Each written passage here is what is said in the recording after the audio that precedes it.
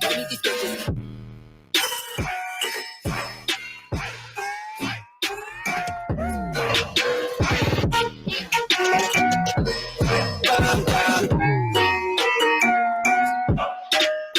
In my section, get hit in my section at 12 on fire West Way in New Orleans. Watch out a bit, I'm jugging. Dissect your hand if your hand in my put two in your man if your man keep a looking. Act like a pussy, your panties get tooken. I'm not the type to go fuck with them niggas who fuck with them niggas who stay on some fuck shit. Young and trapping out the bando, from the ceiling fan to the damn floor, trying to stack my money up.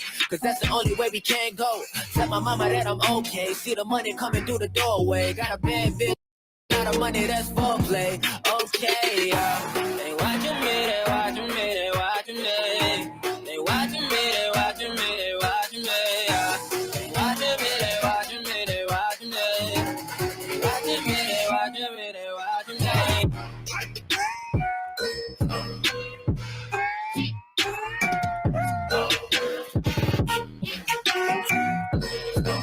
Take it out.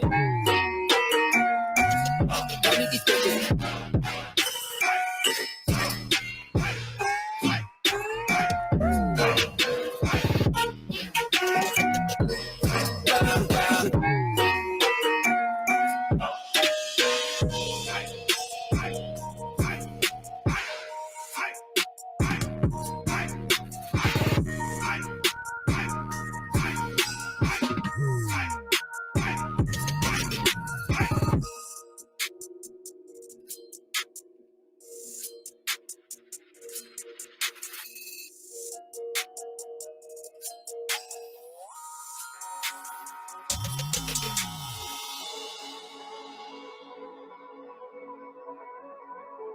Welcome DW Designs to Sell to our live studio here at Honors Radio.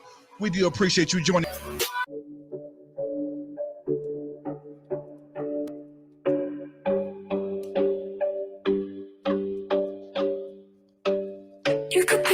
And we'll be getting started in just a couple moments, ladies and gentlemen. All the games you made for me got me thinking if you're okay.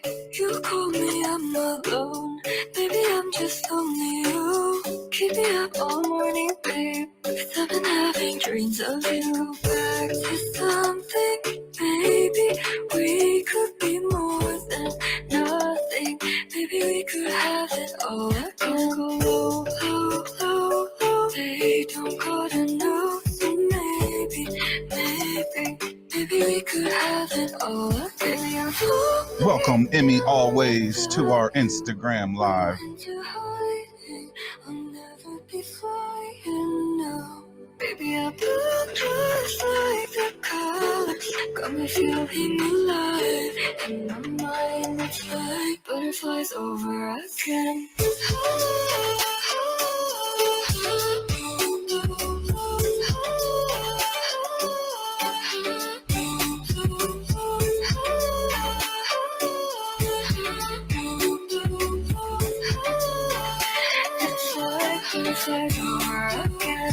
You could be my only one, or you could be all the boys I know.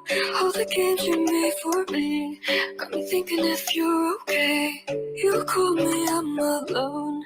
Maybe I'm just lonely. You keep me up all morning, babe. 'Cause I've been having dreams of you. Back to something, maybe we could be more than nothing. Maybe we could have it all again. Go low, low, low, low. They don't gotta know, so maybe we could have it all again. I'm falling down without you. Go into hiding, I'll never be flying now. Baby, I'll look just like the color.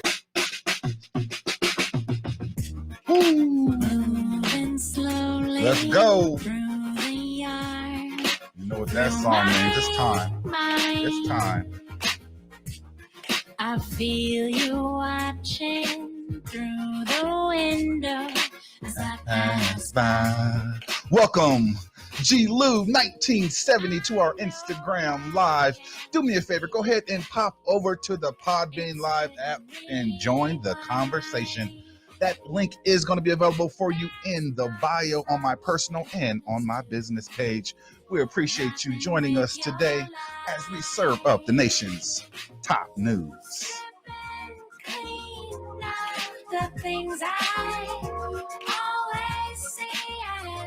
And thank you again for tuning into Honors Radio with your host, Dante Smith, on this beautiful, beautiful Friday evening. Welcome, WUES, for joining.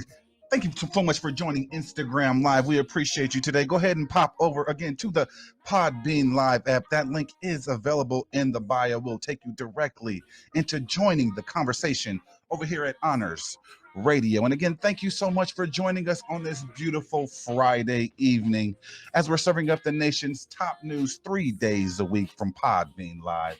So do me a favor, go ahead, sit back and relax as we serve up the nation's top stories that keeps you informed on your drive home or just simply relaxing at the house. From our nation's top stories to our topic of the day, baby, we are gonna cover it all. Remember, join me 3 days a week from Podbean, and don't forget to comment, share, and subscribe, and let everyone know Honors Radio is live. Our listeners now also have an option. They have a beautiful option to join the conversation through our website at honorsradio.com. And I believe you need to add the www. Kind of strange, but add the www.honorsradio.com and click the link and step right into the studio audience. You can also check older episodes and featured one-on-one interviews. Welcome as always, our co-host, Emmy J, to our Friday edition of Honors Radio.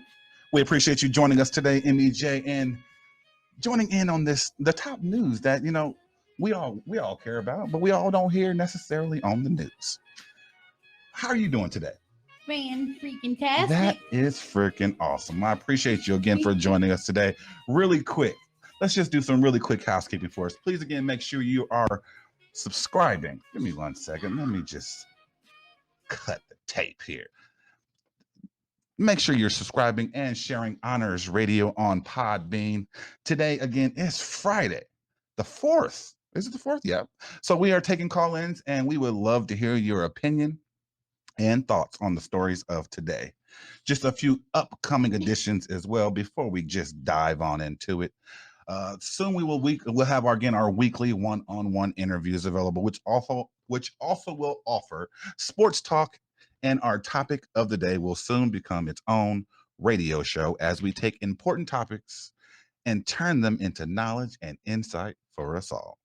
And remember, join the conversation at honorsradio.com. Click that link and join the conversation. Now, Emmy J and I just recently took an amazing journey, a long journey, to good old Las Vegas for the first time for both of us. Now, amazing trip. We decided to drive. So I don't know if anybody's ever driven from Texas to California or Texas to Nevada. It's a crazy long drive. Don't do it. It's a crazy long drive. But when we got there, we took a lot of naps. A lot of great naps, I would say. What do you think, MJ? Did we take a lot of great naps? We took a lot of great naps. It was go eat lunch, take a nap. Go to the pool, take a nap. That's pretty much all you can do, and then you drain yourself during the day. So at night, pretty much you have to go out at night. Because the heat is crazy. Because the heat is crazy out there. And yes, DW Design says just elderly. Absolutely just elderly. Welcome PBG 2399 to the studio audience. We appreciate you joining us here at Honors Radio, where we're serving up the nation's top news 3 days a week from Podbean Live. Now, when we got to Vegas, we enjoyed Fremont Street. The very first night? Was that the first? Yeah, very first night? That was our first night in Vegas. We took a nap. We unpacked, took a nap, and then went to Fremont Street. Right. So we had to get our nap in when we got in because obviously it was a long drive. I didn't do any driving. I unfortunately can't do long distance driving or driving for that matter at all, honestly. But Emily, and or I can't be a passenger. Emmy J is not a very good passenger either. Anyway, so she did all the driving. Savagely did all the driving, as she always does. She's driven to Florida, has driven to Ohio without a blink. I mean, countless. I mean, this is crazy. So, but anyway, off topic. Traveling across the U.S. was amazing. We got to see the Hoover Dam. Welcome Kit Kat 38 to our Instagram live. If you can, do me a favor, go ahead and pop over to the Podbean live app. That link is available in my bio. It will let you join the studio audience and become a part of the conversation. Now, we did, again, enjoy the Hoover Dam. We enjoyed the Grand Canyon on the way back. We even seen Roswell, the little piece of Roswell as it is. I'm not sure if anybody's ever been to Roswell, but it's about a snaps big, I guess. Right. So it's not. We found a lot of aliens, though. A lot of aliens. Even the light covers on their city streets are aliens. So we definitely had a lot of great experiences on this journey. A lot of tired experiences, obviously, since it was exhausting to try to stay up and be to be the navigator and the cheering squad while she's driving. You did pretty good. There's only a couple times that you napped out. But I will say this: going to Las Vegas, I felt very small with all the lights. All the big buildings is extremely overwhelming, but it's a great experience to enjoy, and if you can, and if you haven't already been to Vegas, at least try it once. If you got the dough to do it. If you don't got the dough, you should not be in Vegas, because it is quite expensive out there. Yeah, it can be, but there's definitely ways you can find to budget things too. You know, we found a little breakfast spot in the casino. Absolutely. Absolutely. And then big shouts out to the big bus tours as well. We actually took a 3-hour bus tour. That cut a little bit short because we decided to 86 it once we got down to Fremont Street the second time, and just go home and take a nap. well needed nap. but Big Bus Tours was amazing. If you are in Las Vegas, check out Big Bus Tours. The guy was awesome. He was pretty lively, pretty informative. Yeah, and they give you a lot of information about the buildings and the history and things like that you wouldn't get just being a tourist and without hanging out with the locals. So absolutely, so it was a good time all in all. And I just wanted to kind of just review why we've been gone for 2 weeks. What happened? We did a little house cleaning and did a little traveling, and now we're back. And we're coming to give you the nation's top news. So let's go ahead and really get into it. That was just kind of bullshit in here, but let's go ahead and really get into the meat and potatoes here. Now, quote of the day is: everyone says that you should live like there is no tomorrow, but I think it's even more important to live like there is no yesterday. Your future means so much more than your past. John Ashley. Now, on the very first story, let's jump right into it, okay? Democrats on the House Transportation and Infrastructure Committee unveiled a $547 billion transportation funding package Friday. That's today. Would ramp up spending on rail and transit while encouraging states to repair existing roads rather than build new ones. Makes sense. The biggest chunk of the bill is $343 billion for the road and bridge construction, as well as highway safety. $109 billion for transit and $95 billion for the rail, including a tripling of funding for Amtrak, which I think is extremely valuable. I love Amtrak. If you ever have a chance to ride Amtrak, make sure you do and take it a nice little distance. That's very relaxing. Now, Representative Peter DeFazio, chairman of the committee, said that the proposed legislation embodies a core piece of President Biden's infrastructure plans, seizing this once-in-a-generation opportunity to move our transportation planning out of the 1950s and toward our clean energy future. Of course, we know Democrats and Republicans they're inevitably going to be at odds on the federal role of supporting transit and the extent to which transportation spending should be targeted at combating climate change. So they're not trying to put any money towards that, basically. The bill is set to have a ton of Democratic support, but fall well short of bipartisan compromise. We already knew that. That this is an extensive bill that's going to need some changes. Now, we shall see how the bill fares, as Republicans have also introduced a proposal of their own. I believe they actually submitted it last month. In other national news, the number of Americans seeking unemployment benefits fell below 385,000. Welcome, William Dacia, for entering our studio audience here at Honors Radio. We do appreciate you joining us as we are serving up the nation's top news 3 days a week from Podbean Live.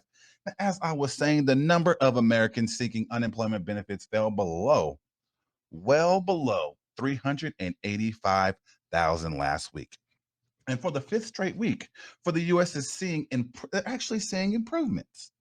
Now, it's a new pandemic low. So we're working it out. We're making strides. And the latest evidence that there are fewer employers are actually cutting jobs. The decline, the fifth in 5 weeks, as I said, coincides with the rash of states that have blamed expanded jobless benefits for a slowdown in hiring and are acting to cut off the additional aid. Welcome that dude, Sean, to our studio audience. We do appreciate you joining us here today. Do me a favor, everyone in the studio audience, go ahead and hit that share button. Let everyone know Honors Radio is live. Now, on Thursday, the report came out from the Labor Department, showed that jobless claims dropped from 385,000 down 20,000 from the week before.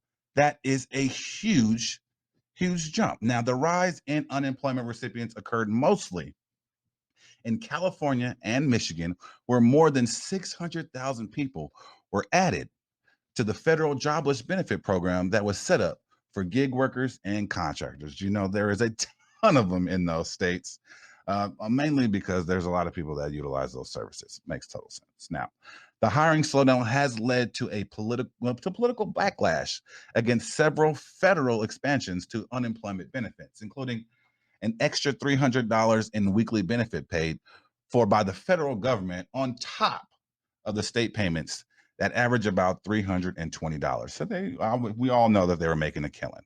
They are still making a killing, but obviously the government, the state government is not going to tolerate it for too long, you know.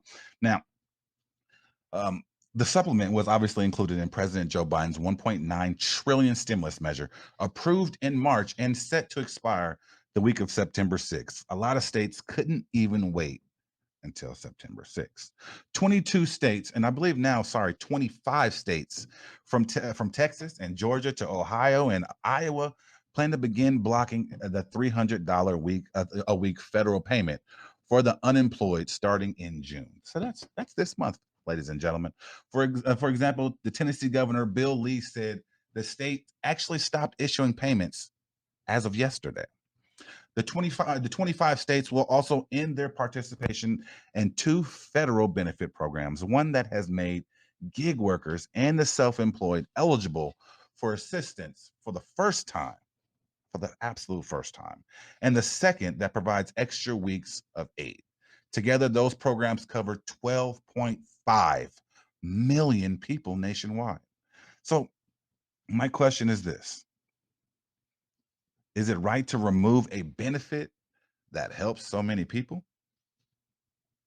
who actually do need the help? Right? He says, I'm a gig worker. I need my chips. And I completely understand. And I don't see how cutting off the benefit early helps anyone. I mean, and you can't even some of these states can't even last until September 6th. It's a shame. What do you think, MJ? I'm thinking that they did it because, and I even read an article where a guy said that he was making more money on unemployment with the extra benefits than he was working, but now that they've cut him back, he has to go find a job. So I think that that's where they're looking for. Is there's so many places that are short staffed. I mean, how many places did we see this that, the drive-thru is closed here due to short staff? People don't want to go back to work. I'm not saying all people, But a lot of people don't, or they're thinking, why should I go back to work when I'm making just as much, if not more, sitting at home doing nothing? Yeah, I mean, and that makes So- and they definitely sour it for everybody else that truly needs the benefit. Right. It should be a case by case kind of situation, but I can imagine that that's way too in depth and way too time consuming. It became too plentiful. There was too many people staying home, and there's too many jobs available. So something was going to happen inevitably, but I don't know. 35 states have reinstated a requirement for jobless aid recipients search. What they want to do is make sure that they're going back to searching for work in order to qualify for these benefits. So I think that's the good way to go. Because most people want to go back to work. I would assume most people want to go back to work. That's just how I think. They want to go back to work, but they just haven't. They haven't found something that fits their criteria and for the future. And sometimes you got to do something you don't really want to do for a while just to, kind of make ends meet. I've been there. Yeah, the answer is not always just sitting at home, but as long as they're allowing you to do that, that's not motivation for it. But I see here, Will says for sure he's ready to go back to work. His kids and his woman are going to drive him to drink. See, that's where a lot of people, they want to get back to work to get away from these kids they've been quarantined with, and school parents turned into teachers, and I'm sure they're ready to go back to work. And going to work is the man time. Yep, that's absolutely correct. That's my man time. That's my man time. About that, let me go ahead and I believe MEJ is going to send that link out to everybody again. I truly apologize, and I am hearing a severe echo. Sorry, 1 second. And we're just waiting to get everybody back in the studio audience.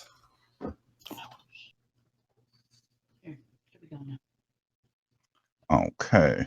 And welcome back, William and Aisha. I do apologize about the technical difficulties we had in the studio audience. Doesn't usually happen, but we build it as we fly. Let's go ahead and just wait for just a couple more people to pop back in. You're going to blame? I'm going to blame the bugs. They probably unplugged something. Probably not, because they're... Yep, I'm going to totally blame the pugs. They probably unplugged something while they were crawling around over here, even though they're standing on my face. As I said, we build it while we fly here. We're going to jump right back into it. Just give us another minute just to let everybody that was in the studio audience pop back into the studio audience if possible. Again, I do apologize about that. Things do happen, but you build it as you fly. William Aisha wants to call in. Oh, looks like he backed out. We will have a chance for you to give us a call in and join in on the conversation. So stick around. Don't you leave the studio audience. Oh, yeah, because we got a good topic of the day today. We got an amazing topic of the day where we all can jump in and see what's really going on. Okay, let's go ahead and let's jump back into it here. Deidre Designs to Sell. Go ahead when you get a chance. Go ahead and pop back into the studio audience. Reginald, don't be like that, my friend. Pug life over here, as always. Let's get back down to my man's Reg wants to co-host. Nah, let's go to work. Now, Missouri Governor Mike Parson dropped plans to expand the state's Medicaid health care program to thousands of low-income adults after the Republican-led legislature refused to provide funding for the voter-approved measure. Now, he noted that the state's $35 billion budget approved by lawmakers didn't provide the funding he had requested for an expansion of Medicaid, which is known as Missouri HealthNet in Missouri. Now, Parsons said, without a revenue source or funding authority from the General Assembly, we are unable to proceed with the expansion at this time and must withdraw our state plan amendments to ensure Missouri's existing HealthNet program remains solvent. Now, the decision is likely to trigger a lawsuit from the supporters of the Medicaid expansion through the federal government, excuse me, the federal government would be funding most of the Medicaid expansion, some Republicans are still obviously tight about money. And they say that the state cannot afford its share of the long-term costs under the terms of a law signed by President Barack Obama in 2010. Welcome back, DW Designs to Sell, to our studio audience. We do appreciate you joining the studio audience again. We build it as we fly, but we welcome you back. Now, the ballot measure stated that people ages 19 to 65 earning up to 138% of the federal poverty line, or less than 17,774 annually, shall be eligible for this particular program. Now, the amendment did not change the existing eligibility standards for children and seniors, and it did not say how to pay for the expansion. It is projected to cover about 275,000 people. The legislators' refusal to add money for the Medicaid expansion is not the first time that the Missouri lawmakers have sought to undo measures passed by their voters.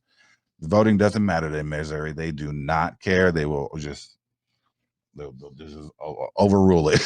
It's like, what's the point of the vote? Now, last year, legislators placed a measure on the ballot to reserve key parts of the redistricting measure approved by voters in 2018.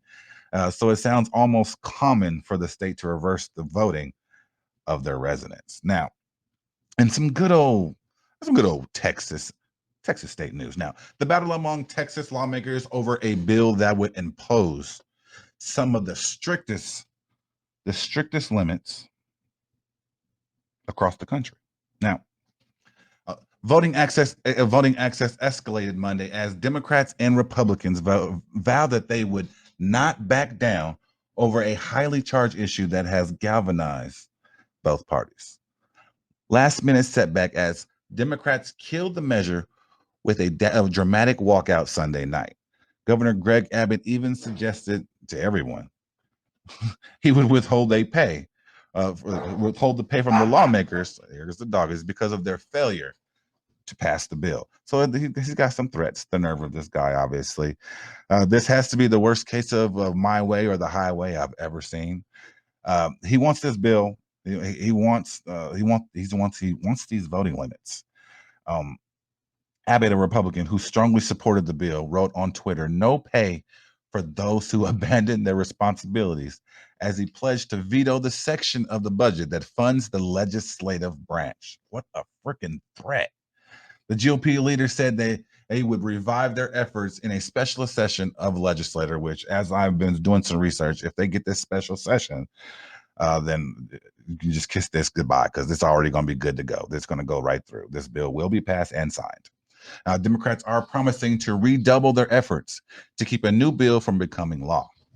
Now, no matter when they take up the bill again, they will have to introduce it from scratch and restart the process. That could take weeks, though they could start with the provisions in the bill that died Sunday night, or even propose one that is more severe, with even more severe restrictions, which is where the special session comes in. The bill would empower poll watchers, create criminal penalties, and add new restrictions on where, when, and how to vote, and specifically would disproportionately affect minorities and people with disabilities. Now, let me continue. Senate Bill 7 proposes cutting back on early voting, banning drive-through voting, and making it a felony for elected voting officials who send unsolicited mail ballot applications to Texas voters. Now, additionally, the bill would require people who are helping voters to disclose their relationship to the voter, whether they were paid to help, and whether the voter is eligible to receive assistance, and could face a state jail felony for violations. I'm severely interested and severely nervous to see the outcome of Senate Bill 7. What do you think about that, MEJ? It's all ridiculous. Now, you think, and this is all off the back of the nonsense that Trump was spewing for months. years, whatever. Voter fraud. He's been talking about fraud and crap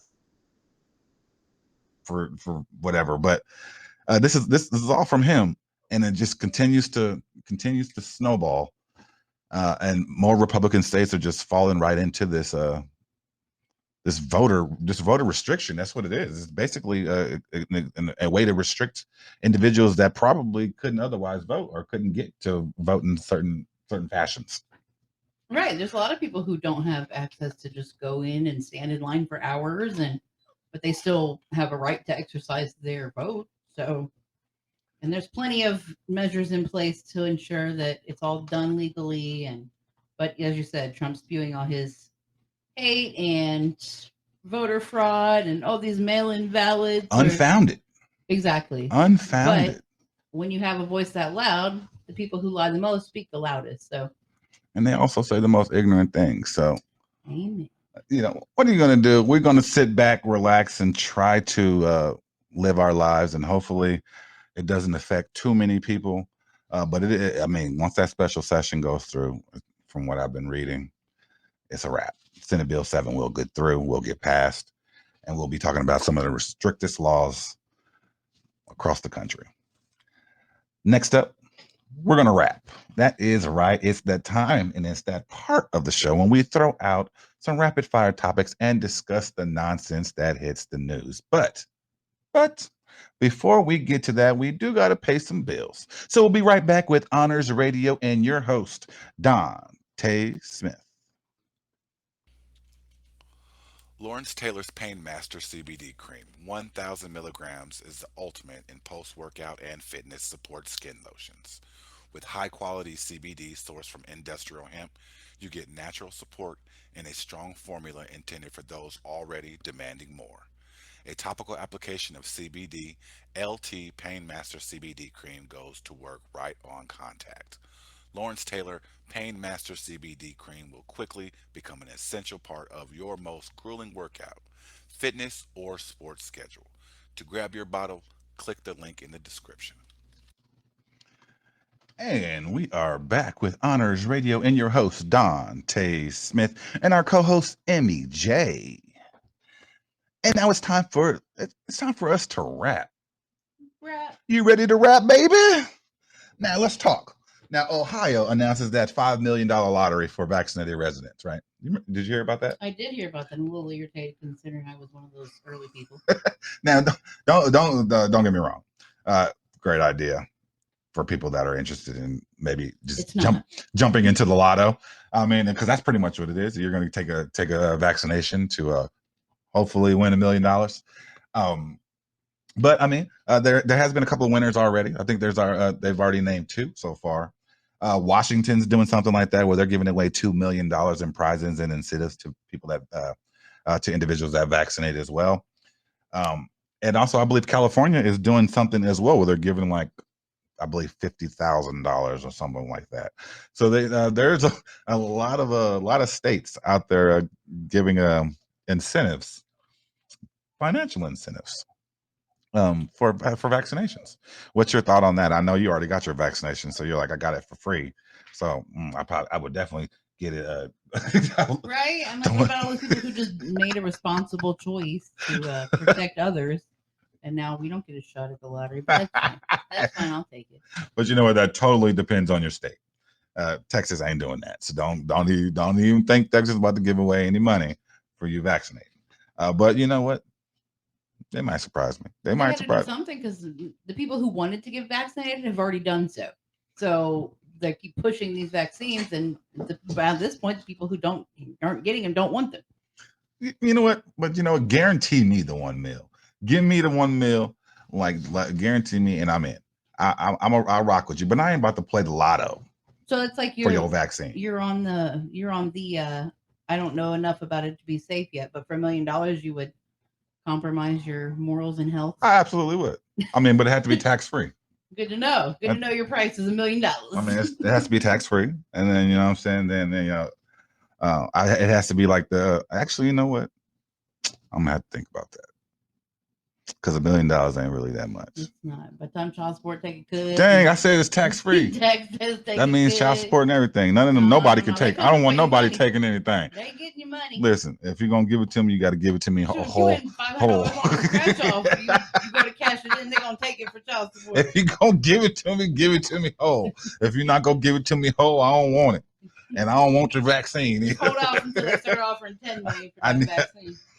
I need everything in writing. I need. So yeah, so this is an interesting topic, and they're doing it also in Ohio. They had the 12 to 17-year-olds who can actually sign up for a scholarship drawing for getting the vaccine. So I mean, they're definitely finding ways to get this vaccine in people's arms. I don't knock anybody who has it.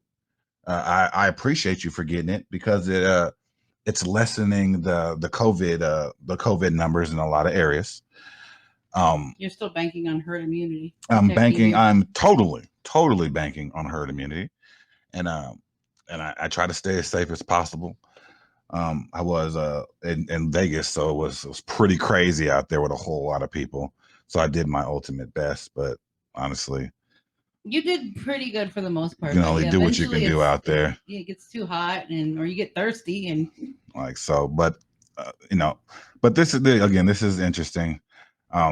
Again, give me the money, give me the money, guarantee me the money, and I'm in for you. We already had COVID anyway. So. I did. I had it when it wasn't cool. Now it's kind of like it's like a fad, man. No, I'm just kidding. I had it when when about a year, almost a year ago. I don't know. Yeah, it was about summer last year. It was. I mean, but I didn't. It wasn't extreme to me. No, you were okay. But I handled like a player. You laid in bed and slept. Can you please give me some I might have whined a little bit. That ain't gonna. I mean, every man is gonna whine a little bit. I'm like anybody who has a man or been married or knows that men are not good at sex. So I mean, I'm the worst. I ain't even gonna front. I'm the worst. Says, thank God you are okay. Absolutely, I thank God every day. Thank you for not sharing it with me, even though I took care of it. Yeah, weird how that works out, where one person in the household gets it and the other one doesn't. Very interesting.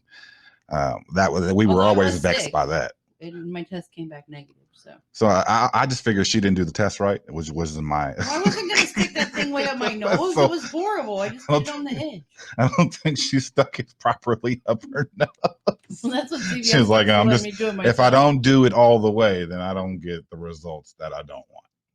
So I get the methodology. No, that wasn't. I would have got 2 weeks off work paid if I had tested positive. That was nice. I did. I had to work through it. I did get that time off, and I had to go through a little bit to get that paper, but because I was like one of the first people at the you job. You were the first person They're like, we don't know what to do. We're just getting everything set up for this kind of thing. And then after they changed it to only 1 week. Yeah, they gave me that full thing because I was like the first one that got it. And I was got it at working at being a security supervisor in an assisted living center. Yeah, and I was preaching to my guys. Man, you're gonna come to work, man. It don't matter. I mean, if you get it, you get it. It's the job. Like they cops. And then I ended up getting it. Yeah. That's because you had one guy, the new guy that came in there, and he didn't want to work because he was. We have COVID here. And you're like, we don't have COVID here. Yeah, I got super insulted when he was like, "You got COVID here?" I'm like, man, we ain't got COVID here. You tripping? A week later, you tested positive.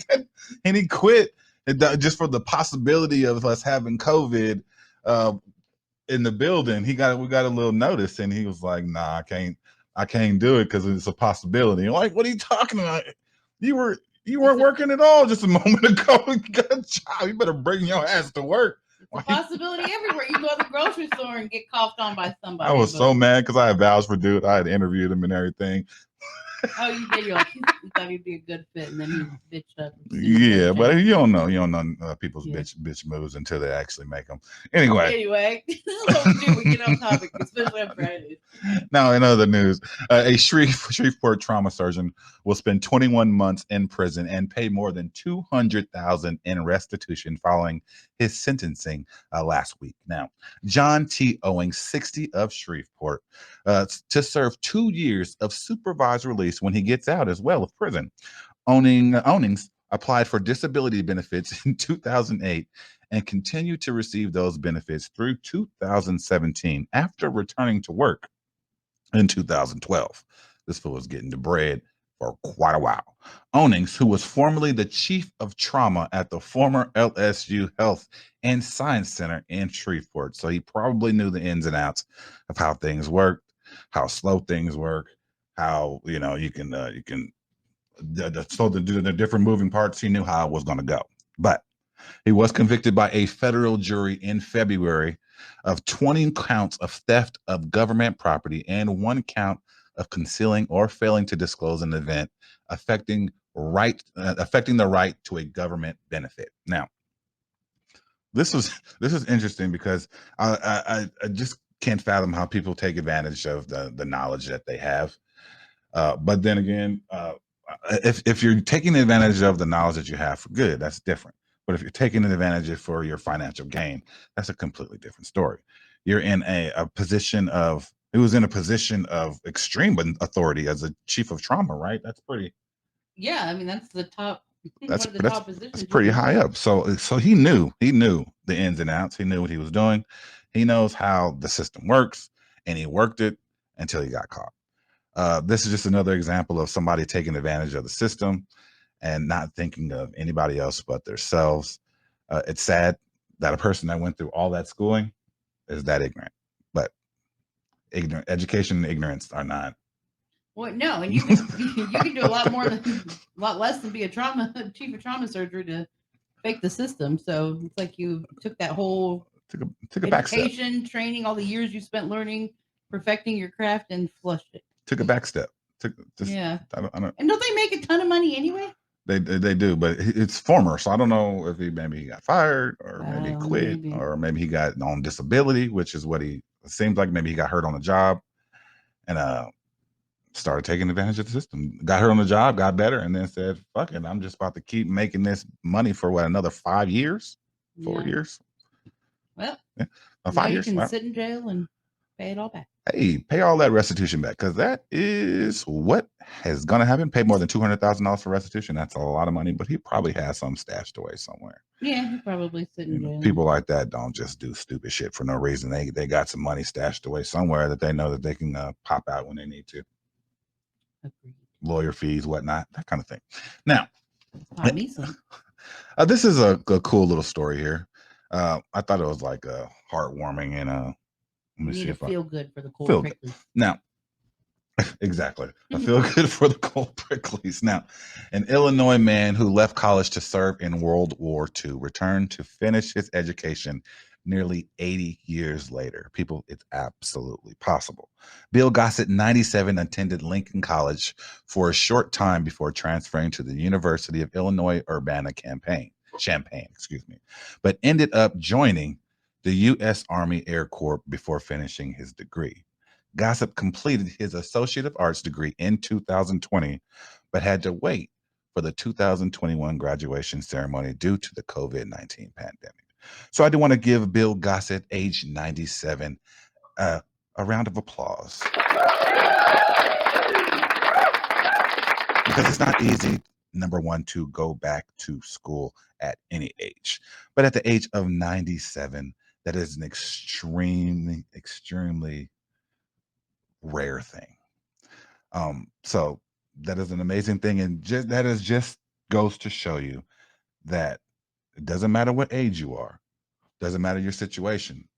If you feel like the education or the knowledge is what you're seeking, don't be scared to jump in there and do your thing. Because there's people out there, 97, yeah, absolutely, 97, good luck. 97 years old is no joke. So if again, don't be discouraged. If you feel like education is the way to go, take your ass to school. Don't be scared. Go and get it. Don't be scared. So I want to again give him, Mr. Bill Gossett, 97, everybody, a round of applause one more Yay, Bill.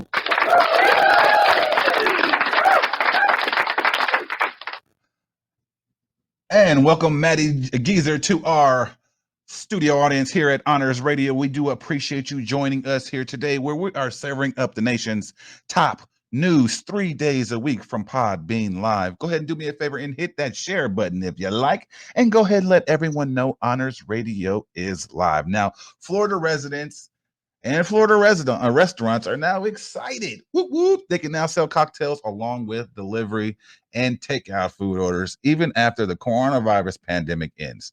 This is going around everywhere now. In every state, you are now, they're not going to be able to say, hey, take your drink with you. What do you think about that, MEJ? I think Texas has been doing it for weeks now. Texas has actually been doing it for years, if you didn't know. Yeah, well, I mean, they have like those drive. So they have the daiquiri places where you pretty much you can go through a drive-through. But in the past, what they would do is they would tape the top. They wouldn't put a straw in, and they would tape the top of the cup. Basically, so they were covered. They were covered. So that it's like you pop the top, right? So it's like you pop it. That's how they used to do it. So I'm interested to see what transition they're going to make out here, because they've been discussing it out here as well. But it's something that we already technically do. There's a wing and sip, not more than 5 minutes from us, right? Well, I mean, think about it too. Like places like the taco places that serve margarita, they would put the slushy part in there, and then they give you a little bottle of like Jose Cuervo to pour in it when you get home. Yeah, that's whack. That little 99-cent bottle. So, but that's the way that they can do it, because it's a sealed container. So, and people got in the car, opened that bottle, poured it in their cup, and started drinking, which is kind of scary because that's going to lead to some drunk driving. But it will absolutely lead to some drunk driving. But if people are handling it in a responsible fashion, like they're not. Let's give credit to some people, but we all know some people who wouldn't do that. Absolutely. This is a great idea. But at the same time, it's a shitty idea from people that are irresponsible. Yeah, I mean, it's a good idea for businesses. It'll definitely help increase their sales. Now, really quick, just a change in pace here. As we know, attorneys for the white father and son charged with chasing and killing Ahmaud Arbery asked the judge Wednesday to allow, I believe 2 weeks ago, allow the evidence of the slain black men's past problems to be presented when their client stands trial for murder. So what they're trying to do is basically make it like it's like he's on trial. His past is on trial. Now, prosecutors argue that Arbery's criminal record and other prior problems should be kept out of the trial, saying that they are irrelevant, which they are, to the defendant's decision to arm themselves and ultimately shoot a man who was trying to run away. Now, Travis McMichael and his father, Greg McMichael, pursued 25-year-old Ahmaud Arbery in a pickup truck after they spotted him running in their neighborhood. I'm sure you guys remember that back in February 23rd of, I believe that was last year. A neighbor, William Roddy Brian, joined the chase and took the cell phone video of the Travis McMichael brother shooting Arbery 3 times at close range. Now, defense attorneys argued that the 3 men committed no crimes, which is absolutely freaking ridiculous, which is an absolute bullshit. This story just pisses me off. But to try and utilize a person's past as a just cause for his murder, it's a ridiculous notion. Travis McMichael's lawyers say he shot Arbery in self-defense. I call bullshit. Okay. As I'm sure we all do, at least all people with the sense God gave you. Now, Jason Sheffield, one of the Travis McMichael's lawyers, told Superior Court Judge Timothy Walsley on Wednesday that Arbery's past arrests and other incidents include theft crimes, adding, they also when confronted by police or other authority figures, he becomes angry and aggressive, physically and verbally. This, in fact, is the most frustrating part, obviously, about what I was reading. Who gave these men authority or even considered them as authority figures? How can you even justify that as he had issues with authority figures? You guys weren't authority figures. Just some random white vigilantes that wanted to feel important by taking the opportunity to gun down another black man. Now, I'm done holding my tongue, obviously. It's time I utilize my platform and voice to call the bullshit. To think what I've done in the past could be held against me, even cause my death, is a tough pill to swallow. Right? To use this excuse or reasoning is a dangerous game. They had no clue about Ahmaud Arbery's past issues or even crimes at the time of his murder. They didn't know anything about that man. So how can you use that as reasoning or an excuse? Not reasoning, an excuse. Let's call it what it is. Now, prosecutors Linda Dunkowski argue Arbery's past had no bearing on McMichael's decision to pursue him since they knew nothing about him prior to the fatal chase. They only knew he was a black man, and one thing I've learned is they fear us. They fear us not because we're dangerous, but because we have proven we are capable of things they couldn't even imagine. I ended with this story because it ties directly, or not directly, indirectly into our topic of the day. Because I definitely try to stay in the relationship realm. Now, topic of the day, judging others from their past. But before we get to that, we do need to take just a quick break. We'll be right back with Honors Radio and your host, Dante Smith. On today's Daily Roundup Product Spotlight, Chill Extreme Delta 8 Gummies. With Chill Extreme Delta 8 Gummies, the party is about to go down. Thanks to Chill Extreme Delta 8 Gummies, grab the lampshade, close the windows, and turn up the music because Chill Extreme High Dose Delta 8 Gummies are sure to get the party started. You'll experience an extreme buzz that will bring the house down thanks to this all-new world-class cannabinoid with a psychotropic high that's completely legal. Chill Extreme has isolated and extracted the Delta 8 THC, creating a Delta 8 gummy so extreme they shouldn't even be legal, but they are. Feel the buzz of a legal high as Chill Extreme Delta 8 gummies offer an extreme but enjoyable psychotropic high not unlike its big cousin Delta 9. Get your Chill Extreme Delta 8 gummies today and experience the buzz before the authorities try to kill it. For your bottle of a Chill Extreme Delta 8 gummies, click the link in the description and use the promo code HONOR for 65% off. And we are back with Honors Radio and your host, Dante Smith, and our beautiful and talented co-host, Emmy J. You're being nice to me. You must want me to cook dinner. It's Friday. I need some dinner. Yeah. We do appreciate you, Emmy J, for sending us Honors Radio a gift.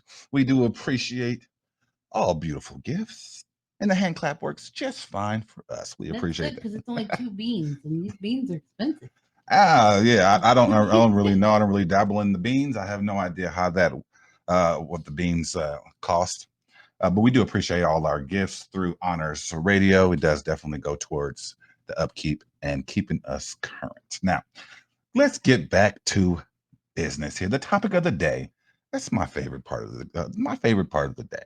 The topic of the day is simple. People, listen, it's okay to evolve and leave the past in the past. Where is it? Are your partner's past issues or faults your business if it isn't affecting your present? And should we be even judging by our past? Let me just elaborate. The body count. We know what that means. The trauma, the hurt. The body count. I don't know what that means. Can the sexual partners, the multiple sexual partners, the trauma, hurt, the lies, the deceit, manipulation, the outright hate that some people may have displayed in their history or past. We all have a past with all or some of these. Should our partners be requiring our history? Is the past even a good forecast for the future? I say no, but let's discuss. Now, this topic is a critical one to myself. Now, all my exes live in Texas. Absolutely. Now, this is a critical topic to myself because I am a strong advocate for understanding and redemption from an individual's past. My past doesn't control or make me who I am today, but some may think otherwise, right? My past is full of critical mistakes. Some I paid for immediately, others, karma took its time with me, as we all have experienced. Now, I'll be the first to acknowledge my faults, my wrongs, but to be judged on them by my current partner it would seem to be a little unfair. But who's to say life is fair? We all know that cliche. Life ain't fair. What's interesting is you are judging someone that doesn't exist anymore, right? Right. Because men mature at age 35. I say that every show. Men do mature later than women, but you're literally judging someone that doesn't exist any longer. The hurt and pain that I've caused others and myself, to be honest, from drug abuse or addiction to lying to family and myself, down to the daily chip on my shoulder. That history shouldn't be broadcast to my current partner unless it continues or begins to blend into our current life and creates relationship issues. We all, absolutely, DW Designs, we can all evolve. And I have faith in change, and I'm an advocate for change. And you're Now, an example for change. I'm absolutely an example for change, but some may see otherwise because they don't know the current me. Now, the last thing a person wants to do is to have his name soiled or dragged through the mud after his glow up and his grow up. I'm a huge lover, and I have so much respect for those who have that growth and triumph over those past demons. And I myself have come exceptionally far from those days. And I know that the person that I am now is so much stronger, more talented, happier, and more blessed than I've ever been in my life. I only want the same for everyone else in life. Know this, my growth game is strong, and yours absolutely can be too. If my past were the only thing people judged about my character, I'm not sure I would date or marry myself, because I will be the first to admit I was not a good guy. If MEJ decided to one day ask about all the trauma I've been through and all the trauma I've caused, I know today I have no cause for concern, because she knows who I am now is not who I was then. The past is literally nothing more to me but the past. And if you learn from your mistakes, the past should never need to come up. Now, MEJ, what's your thoughts on this topic? That was deep, man. I try. No, I wholeheartedly agree with you. And I can say that from experience of watching your evolution, just in what, my mic is on. Why are you looking at me crazy?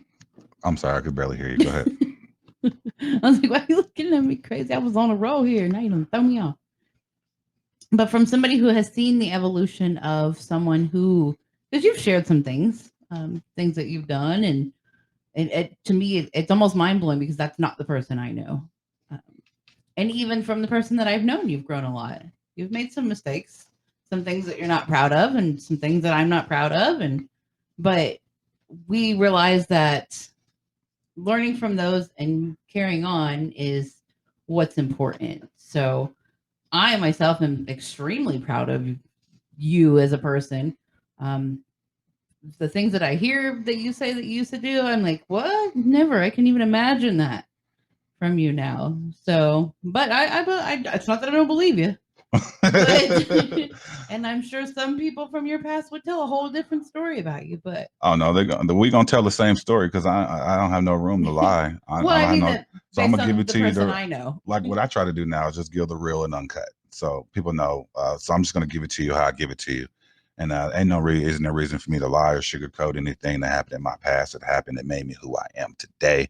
And that's what makes you guys who you are, is your past. I think a lot of that growth starts to happen when you start to realize that you're not so much the things that happened to you or didn't happen to you. When you realize that 90% of the bad things that people attribute to their lives were caused by something that you did. When you start to take ownership of your mistakes, you can start to evolve. But if you're still living in denial, like, oh, I'm a victim of everything, this happened to me, I had to go through this, without realizing your actions that caused that situation, you can't evolve. That's when you start to grow, is when you start to acknowledge Absolutely what your part in things and learn from that and realize what you do and don't want to do again. Absolutely. And DW Design says, if you don't err in life, you don't learn. And then that's what we have our 20s for. And William actually said, ask him about his love of R&B. She knows how much I love some R&B, man. I gets into it. I gets in my love modes. It's country music now. I do get into my country though a little bit. And no, he didn't. I know he didn't try to bring up. Ask William and Aisha said. He says, ask him who really ate the chocolate bars. Oh, we know all about We that. know who ate the chocolate bars. Don't start this. You know what? As we're talking about people tangent, as we owning their mistakes, we got we got a judging opportunity here today for someone's past. Can they be honest and evolve from their mistakes? This is actually a great story. And I don't mind taking just a wild tangent for just a moment and explaining that story about the chocolate bar. Now, let the record show I did not eat the chocolate bar, but my brother, I do have an older brother.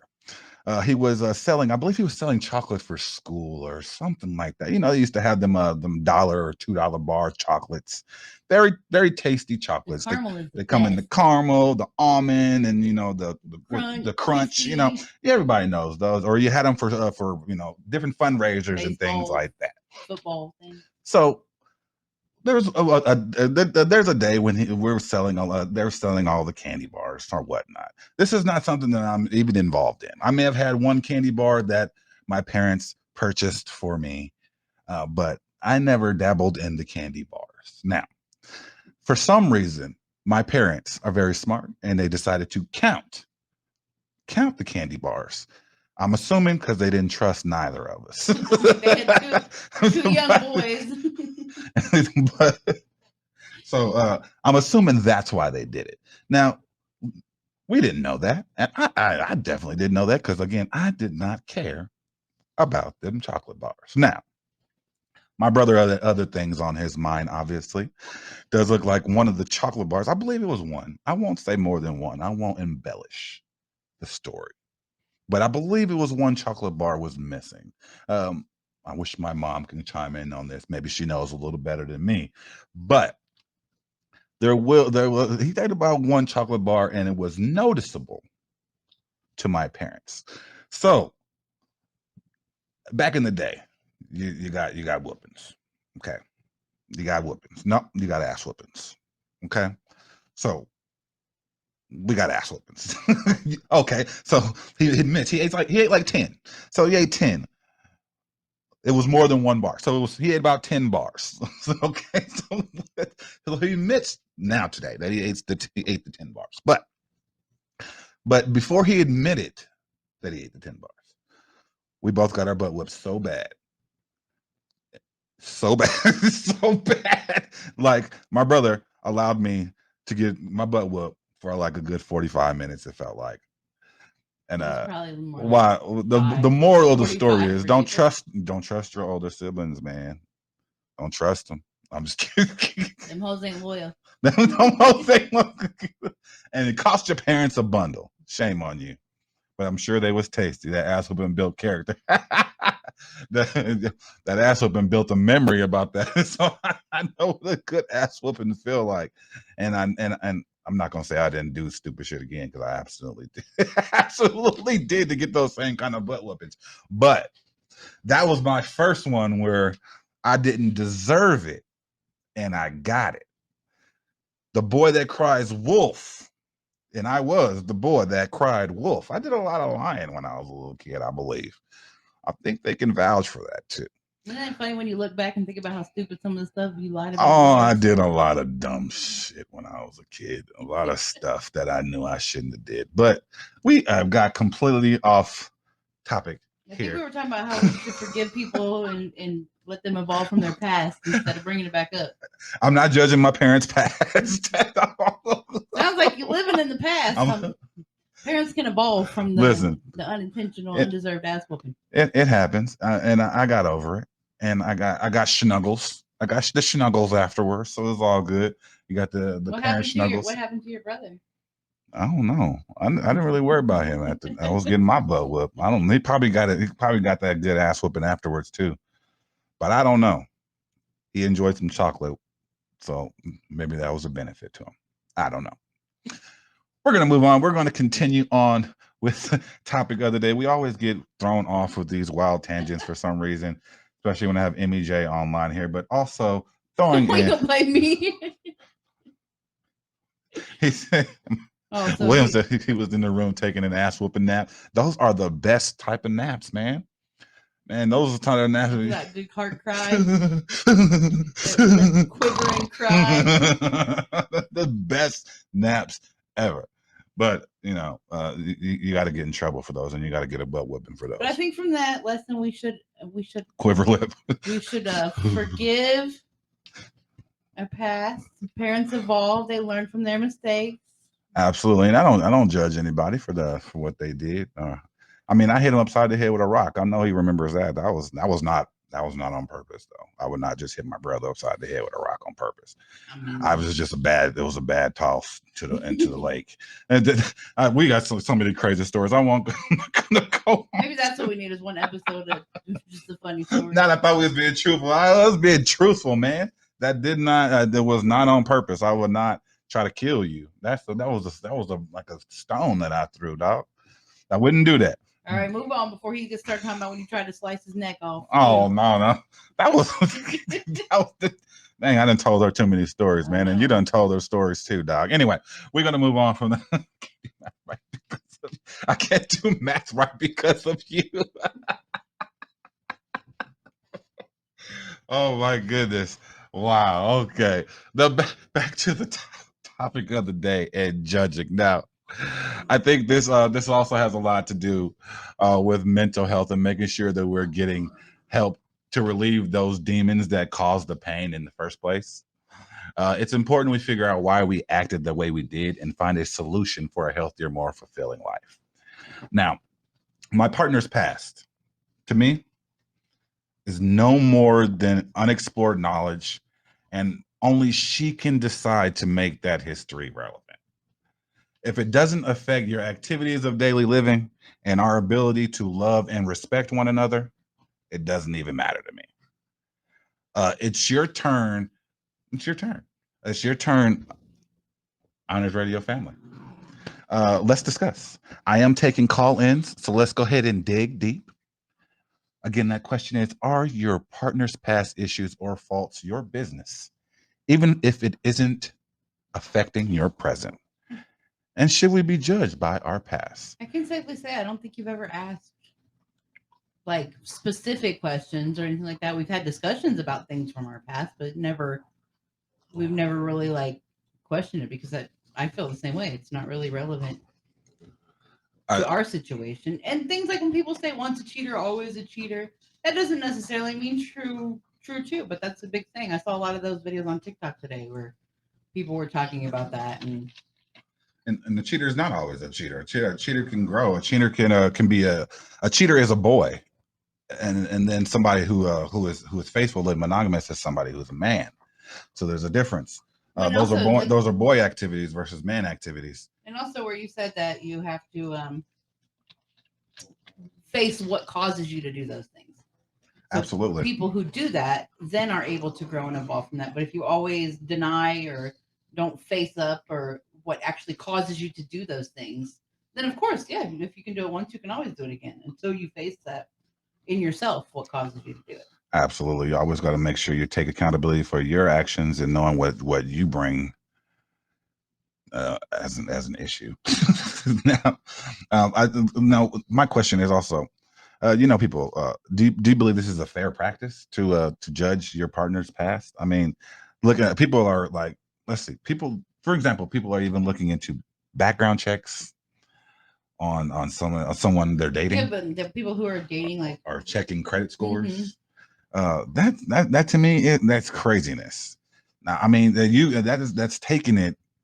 I mean, that's taking it a couple steps too far, if you ask me. You should be able to ask those questions if it feels like it's something that's relevant to you or you need to know that information. But allow someone to offer it to you. Don't go behind their back and I'm going to run a credit check because I have a friend that works here and can do that. I need the option to lie to you about my credit score now. I didn't lie to you. Remember when we first dated, I said, I'm not the one with great credit. And I told her she needed to get her shit together. Right. I was like, and she sure did. I told you. I said, if you're looking for that white girl that has good credit, I'm not the one. And we established that right away. So that sounded like some racist stuff right there. That did not sound like a racist thing. Don't act like that's not a stereotype. Racial stereotype. That apparently white people have better credit. It's not true. White people do not have better credit. They do not. I mean, I have better credit now. You're welcome. I didn't then. You're welcome. And a 401k. You're welcome. Oh yeah, I do have and I have stock now too. You're welcome. All that good stuff. I take credit for it all, baby. And cryptocurrency. And DW Designs to Sell say if it does not directly impact your relationship, there is no need to disclose it.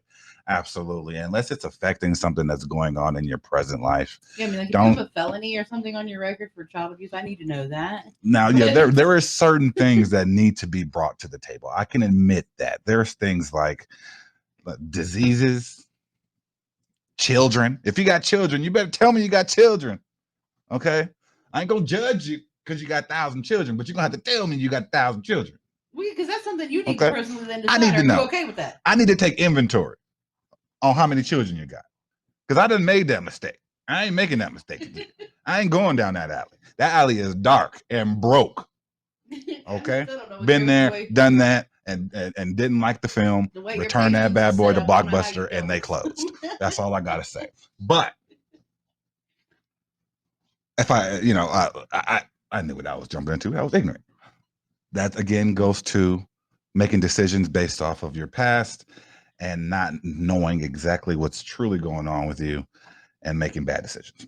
Now, looking for love in all and that is right, DW Designs. You can bring everything to the table, but you should not be judged for it. And they do keep it moving. They are not the one. You're absolutely correct. Now, what are some other things that partners should be revealing?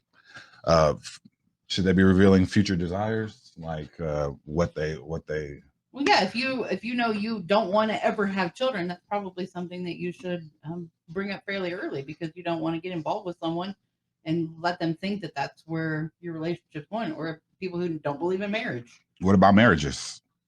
Previous marriages, should that be brought up? I think so, yeah, because it's relevant when you go to get your new marriage license. It lists your ex on there. A little bit of what I think is sharing parts of your past, or even particular parts of your past, can definitely soil or sully a situation before it even starts. So like you're based off of what the information that I'm giving you, you are going to absolutely judge me at that moment because you don't know me. I mean, you barely know me. Let's put it that way. You barely know me. We're getting to know each other, and we're talking, we're vibing, and I'm giving you information on how shitty I was in the past. But right, just because you had a previous marriage doesn't make you shitty. But at the same time, if you don't share some of that information, I mean, I'm not saying on the first date you should disclose it all, but within the first few months or weeks of dating, then it'll start to feel like you were hiding something. Like, why didn't you tell me that you were previously married? Small doses. So yeah, it's definitely a timing issue. Don't dump everything on the first date, or they'll look at you like you're a psycho and run anyway. But I mean, depending on what that person is, or what else do you want to know about me? Things like that. When you have those initial pillow talks and things like that. I think, yeah. I mean, Let the record reflect, I have never judged you on your past because I have seen where you've come from and your evolution. I ain't even tripping. It is what I'm just kidding. I mean, you love now people say that- it is what it is. Now I'm judging you because you're talking like that. But you know, to me, the only benefit to knowing someone's past is to judge, not to learn. Yes, there are certain things that should be discussed. As I said, diseases, children, future desires, marriages, criminal record. Yeah, like I need to know if you have a felony record. That lets me know that you're probably never going to have a really good job. I need to know that early on. I would either go as far as say current health, past health. That may be important. And we do have a call in from DW Designs. Let me go ahead and get her invited into the studio audience. And welcome DW Designs to the studio audience. We do appreciate you joining us today. Hello. And how are you doing today? I'm doing fine. I'm doing fine. I just wanted to Absolutely. call in with, my little 2 cents. Absolutely. Go ahead and So, throw it down for us. it's okay for you to share your past. Whatever your limitations may be as far as what you want to share is up to you and what's relevant to your relationship, and that's okay. The issue is when someone judged you on that in your present life, and so they need to take in consideration the person that they know now and move forward with it. Now, if that person starts to display those same type of behaviors that they did in the past relationships, then you may have a problem. So, with that said, you just wait for that to happen if it does ever happen. But until then, you go with who you know right then and there, and the behaviors they're displaying now, and not what they displayed in the past. That's all I had to say. That makes total sense to me. And we do appreciate you throwing your 2 cents down for us. Did you have any other comments Absolutely. at all? None that I can think of right now, but I certainly will chime in later if I had come up with any. Absolutely. We do appreciate you. Go ahead and stay in the studio office. It looks like we almost had another call in. I'm not sure why William and Aisha decided to deny. But don't be afraid. Go ahead and jump on into the studio audience and be a part of the conversation. We love to have input from all of our listeners. Thank you again, DW Designs. And I hope you enjoy the Sure. rest of your night and stick with us. Oh, here he comes. Go ahead and stay on the line, DW Designs. Let's go ahead and Absolutely. I don't know why he keeps doing that. Let's go ahead and see if we can get him on here so we can get a little bit of input here. Sounds like we just learned some stuff from his past that he's a shady character. We're going to send an invite to William and Aisha. Oh, and he is live. And welcome, William and Aisha, to our studio audience. We do appreciate you joining us today. What do you have for us today? What's happening now? What's going on? How's it going? We chilling just over here enjoying the conversation, man. I really didn't hear the topic. Oh my God. I had went to the bathroom. Oh my God. That's okay. Sir. That's okay. that is absolutely okay. The topic of the day is quite simple. Are your partner's past issues or faults your business Right. if it isn't affecting your present? Right. And Nah, that should ain't we mind be your business. judged by our past? Mind your business. Mind your That's what I say. Mind your business. Ain't got nothing to do with you. Mind your business. Can you elaborate on that? I guess then the next question is if somebody asks a question that maybe doesn't affect the relationship, but they want to know, is it your duty to share the information? That is a very great question. And you know what? If it's a I'm sorry, I direct didn't hear question, the question. Can you repeat that, please? If your partner asks a question that is not affecting the relationship, is it your duty to share that information in the vein of full disclosure and being honest, like you're establishing trust and honesty, right? So if they ask a question, do you think you should have to share the honest answer? if it's not Uh, affecting, it, not affecting. yeah, I Good would question. say if it's not relevant to your relationship and what you're asking may cause a negative impact to your relationship, then no, they should not answer or respond to that question. They should But just say, I'd rather prefer not to answer that. in all fairness, if again, if there are direct questions that are being asked, there's obviously there's something that needs to be discussed What's the reason? because this is a pretty dark. If it's a direct question, then it's something that obviously you're just going to have to answer because it's obviously Mm, something that hasn't been discussed. Now, if it's a general question, it's different. But Yeah, I if mean, it's like, a direct question, that's a little bit different. That's the discussion that you guys need to have, and you might as well just spit it out because they ain't gonna let it go, dog. They ain't gonna let it go. Never, ever, ever, never, ever, but ever. see, now direct question. If somebody asks you a direct question and you don't answer it, or if you Presumption of guilt. yeah, if you tiptoe around it and try not to answer it, or you half answer it, then is that considered a lie? Welcome to a but relationship. then why are you digging to ask that question if you find that your partner is having an issue with responding to that question? Are you asking to look and reveal something that may later impact your relationship otherwise? So thinking about the question. Oh, are you typing on me? No, that was the shots fired. That was a Oh, good point, though.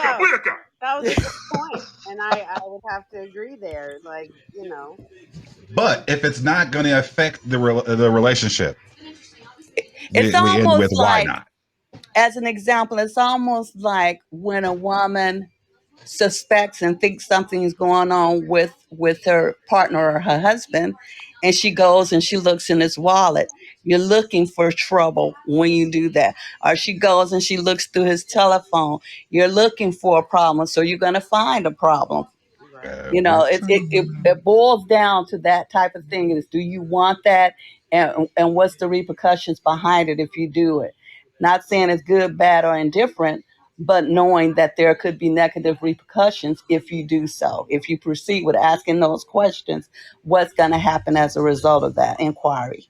And I I'm gonna think have to do too, this. what's fair enough is if you ask a question that somebody is not comfortable answering that doesn't directly affect your relationship, then it's your decision if that's the person that you want to be with. Right, If they're not exactly. answering that question is going to affect whether or not you're going to be with them, that's your issue, really, not. Exactly.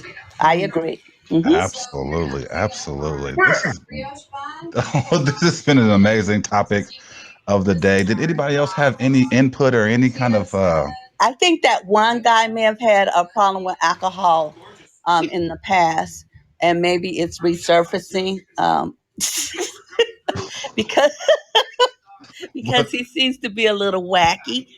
I'm not sure. Or does he have Tourette syndrome? Maybe. And I'm sorry if I've offended anyone with disabilities, but maybe that's what's going on. I'm not sure.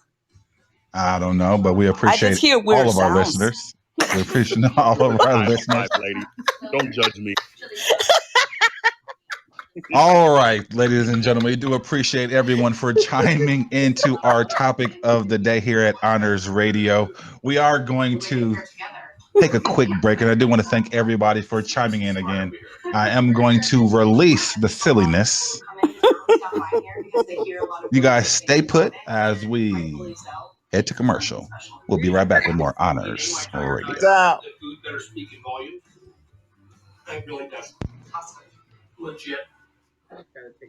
So that's it for this road trip. But don't worry, we got plenty more joints to find all over this country. I'll be looking for you next time on Diners, Drive-Ins, and Dives. My first horse I had was named Jasper. Apologies, a little bit of technical difficulties here. Legacy Learning Systems learn and master. In the world of cheap, overhyped learn this overnight instructional videos, Legacy nails it at every level. Founded to produce truly comprehensive multimedia training courses for those who want serious instruction in the comfort of their homes. Legacy believes that learning should be fun, unintimidating, and systematic, with each new skill building on the previous one.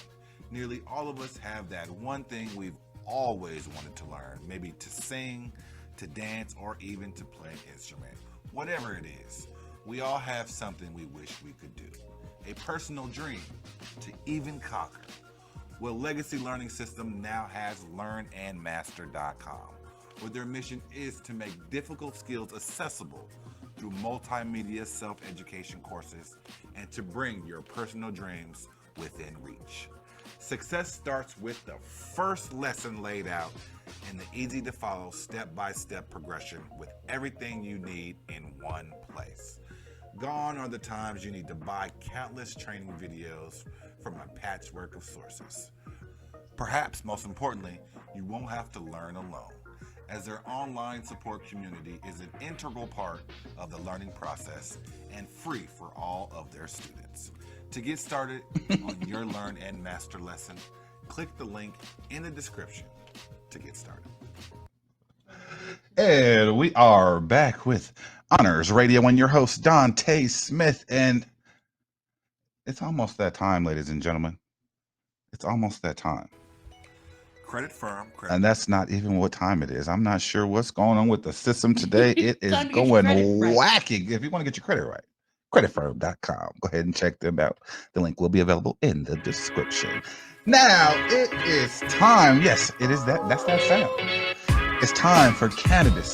The latest cannabis news from across the nation. Yeah.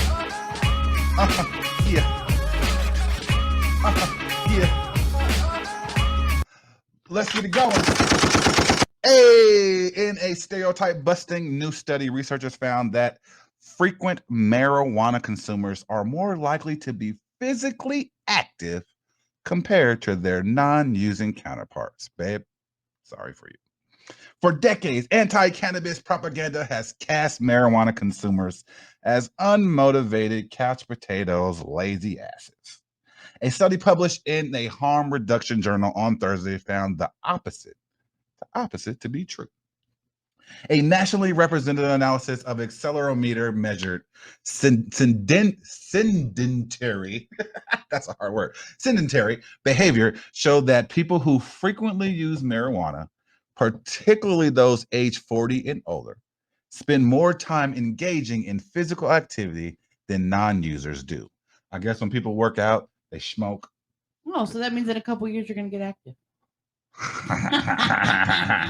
Now, there is no significant difference between non-current cannabis users and light, moderate, or frequent cannabis users in minutes per day spent in sedentary behavior. That word, for some reason, gets me now.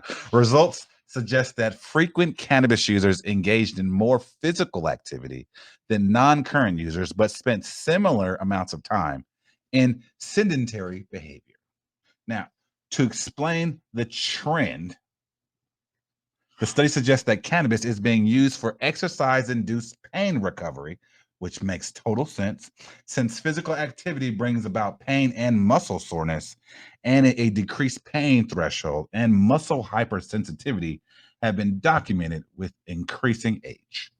So what they're doing is they're using the marijuana or the cannabis as a pain medicine to kind of reset their body. What's wrong with that? I don't think anything's wrong with that. It makes total sense.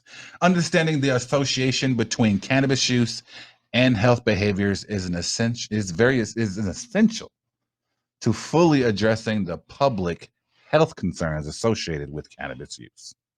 Now, in other cannabis national news, Colorado's marijuana sales eclipsed people. It eclipsed $500 million. $500 million. Give them love. $500 million in the first quarter of 2021. That's what the State Department of Revenue has said on Tuesday. Pandemic potheads. Crazy amount of money. That is a lot of potheads. Now, marijuana sales were over 560 million between January and March, and more than 10.5 billion in marijuana has been sold in Colorado since it was legalized in 2014. That's all a shit ton of money, people. Sales translate into over 1.7 billion in tax revenue that goes towards public schools, infrastructure projects, and local government programs, which is an absolute beautiful thing. The government getting their unemployment money back. That's all it's doing. Absolutely all it's doing. Now, the Department of Revenue compiles its monthly marijuana sales report by adding the state's medical and recreational sales together. Marijuana sales reached 207 million in the month of March alone. In exchange, the state collected 39.6 million in taxes. That's crazy dumb amount of money in taxes. You see how they mark it up. When we went to Vegas, it was crazy expensive in them clubs. Dispensaries. And they were taxing the hell out of it. Yeah, what was tax on yours? Like $30? I know, it was like $30 again, like $33 on top. Cheap, like if you go in there with $60, you don't have $60. You got 45, player. You better hope you can get a $45 eighth, or it's a wrap. But that's neither here nor there. I'm just telling you, taxes get crazy.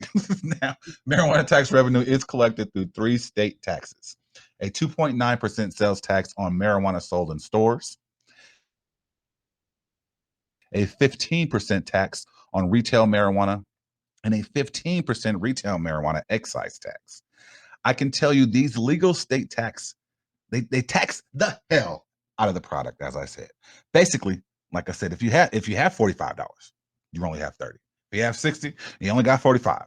The taxes alone are literally changing the game for these legally ran states. So all these states that are not recreational or even have medical laws on the books, you're behind the curve, way behind the curve, and you're missing out on revenue that could truly be helping your state's infrastructure. Medical? What else could it be helping? Freaking state programs that you have for the people that need assistance with finances, and I mean, there's a ton of things that this can go towards. You're definitely making more money in taxes than you are in tickets for issuing the states that are issuing tickets for marijuana use. And absolutely, and don't think that there's not one state who doesn't have individuals who are disproportionately disadvantaged by all the shit that has happened in the past. So for the states that are not taking advantage of these taxes and this legality of marijuana or cannabis, to be more specific, they're losing the battle right now. They're absolutely losing the battle. Now, state law requires 71% of the total to be remitted to the marijuana tax cash fund, a budget account that's statutorily required to fund healthcare, health education, substance abuse prevention and treatment programs, and law enforcement. See, this 71%, that is a ton of tax money that could be going to these particular portions of society, healthcare, health education, substance abuse. Those are huge. I think some of these states need to get it together and start following the blueprint of some of these legal states. Now, the remaining 29% is then subdivided between the state public school fund and the general fund. Schools receive just over 12% of the total, while the general fund receives greater than 15%. So even the schools are truly winning in this situation. So I do want to congratulate the state of Colorado as they continue to show the value in marijuana or cannabis to its people and to its state.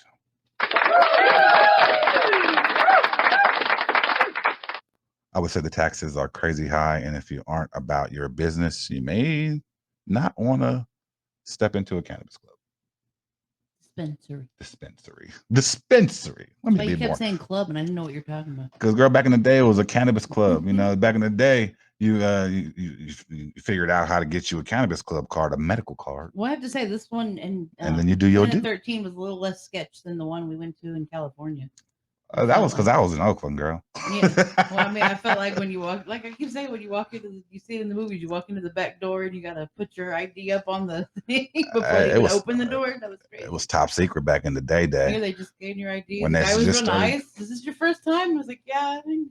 Welcome to the world's largest. Well, yeah, they were pretty. That Planet 13 was freaking huge. It had 40 cashiers. It had a lot of More than cashiers. that. Even and the guy like that helped me out even was like, I got a side business. Yep. Like my man, throw me your number. But at the same time, so but it's crazy. It's crazy taxed out there. But the Planet 13 was amazing. They had a lot more in there than just the dispensary, but we didn't have a chance to actually explore inside of there. No, you were on a mission. I was on a mission, and we were on our way to the wax museum. And if you get a chance to go to Vegas, check out that wax museum. Freaking awesome. Anyway, and the last story in our cannabis national news. Illinois cannabis industry is growing up fast, with adult use recreational cannabis sales expected to hit 1 billion by year end. In March alone, Illinoisians, as they're called, spent 110 million on recreational marijuana. A lot of money. Todd Misch, president and CEO of Illinois Chamber of Commerce, said one factor contributing to Illinois' explosive growth is that most neighboring states haven't legalized marijuana yet. So they're taking advantage of the surrounding states not having marijuana legalization available. So they're getting a crap ton of money from different states and obviously locally. Now, cannabis sales have already surpassed alcohol tax revenues for the state. That's freaking huge. But I think they're taxing the hell out of cannabis more than they are alcohol, honestly. But I'll have to look into that detail. Now, there are only a couple things that could stop Illinois' explosive cannabis market growth, and policymakers could ruin things by pushing taxes way too high, as evident by the tobacco market. As we know, cigarettes are extremely expensive. I don't touch the things, but I do see that in New York, they were like $9. I seen somebody was posting, so that's crazy high. I quit before they hit $5. That's crazy high, and I'm very proud of you. It's been like 2 years or something like that. It's been crazy. Well over 2 years. So I am proud of you. I'm gonna give you a round of applause too. Aww. And anybody else who's quit smoking cigarettes, a round of applause to you too as well. It's a very tough addiction to quit, and so I am very proud of each and every one of you. Now, when prices do continue to go up and up, they ultimately push people all the way into what we all used to call the black market or your neighborhood drug dealer. Yeah, what happened to those people? One of these states they still exist because there's still people out there. They're still out there hustling. Like, what happened to the men on the corner? Is that how it used to work? No, I don't think anybody on the corner. No, I don't think anybody's ever been on the corner selling trees. Like, no but maybe they have. I have no idea if they do that. But I will say that it's definitely possible. And people did used to stand on the corner. I don't know if they do that anymore. Well, don't they stand on the corner and they act like they're shaking hands and that's how they pass stuff? Girl, you've been watching way too much TV. Way too much TV. Well, this has been. This is fun. This has been an amazing Friday evening. And as always, we appreciate you for joining us here today. We were gone a long time, 2 weeks, but we are back in action again 3 days a week from Podbean Live. And as we wait for my system to load, and there we go. And again, like I said, it has been an amazing Friday, and we do appreciate you joining us here today at Honors Radio with your host, Dante Smith, where we serve up the nation's top news 3 days a week from Podbean Live. Thank you again to our co-host, Emmy J, where she helped us a little bit serve up the nation's top news on Podbean Live. Thank you so much, Emmy J, for joining us today. Behind every good man is a better one. I absolutely agree. Now, Live, remember to join and share and subscribe and help us build Honors Radio from the ground up. Don't forget to check out honorsradio.com for all the past shows and special updates. And remember, we now have our patrons only section for our listeners who would like to become a part of the Honors Radio family. What you're going to do is donate and keep us operating and running smoothly and our content fresh and informative. Our patrons level starts at $1 all the way up to $25 a month. each with its own special features and rewards. To become a patron, just click the Become a Patron button, and voila, you are now a part of the Honors Radio family. And you have helped us. You have helped us serve up the nation's top news that you care about. Join us again Monday, people. Monday at 7:30 Central Standard Time, as me, myself, Dante Smith, and co-host Emmy J joins us in the studio to discuss more of the nation's top news. Don't forget to share and subscribe Honors Radio, and have a blessed night and weekend, people. And we are out. Step and clean all the things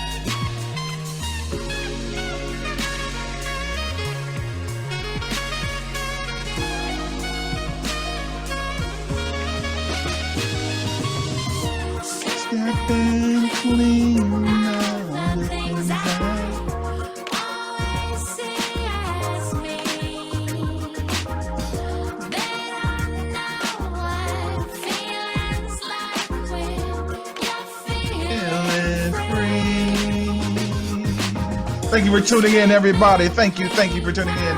Enjoy your weekend.